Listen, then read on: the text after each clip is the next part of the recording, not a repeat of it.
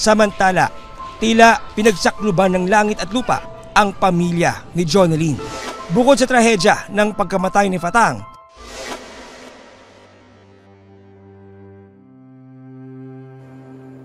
time of death, 5 o'clock. Dok, ano pong nangyari?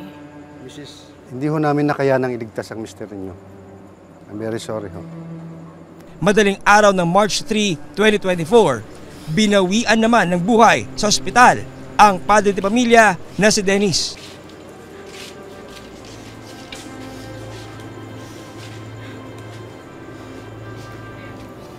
Hindi ba sabi ko, malalagpasan natin to.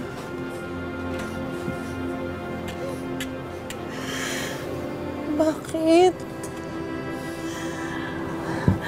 Bakit? Kung bagaan sa akin, mabigat man sa loob ko, namatayan ako ng anak. Pero may 4 pa akong anak na nagahat sila, nangangailangan ko, nangangailangan pa sa akin. Kaya, kailangan kong pakatatag. Medyo hindi talaga ako okay. Na pinipilit ko kasi gawa ng mga anak ko, may mga anak ako, may apo pa ako.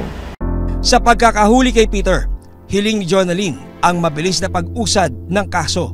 Mahal na mahal ko yung anak po. Ngayon po ay wala na po akong ikukuhan sa kanya. Ngayon matatahimik ka na. Hindi mo na mararamdaman ang sakit. Gusto lang sana na may gabayan mo pa ang papa mo na nawa kayong magkasama. Pangako niya sa anak, hindi titigil hanggang makamit ang hustisya. Patang, kung nasa saan ka man, ito lang tatandaan mo, mahal na mahal ka namin ng mga kapatid mo. Hindi ka namin malilimutan. Mahal na mahal ka namin.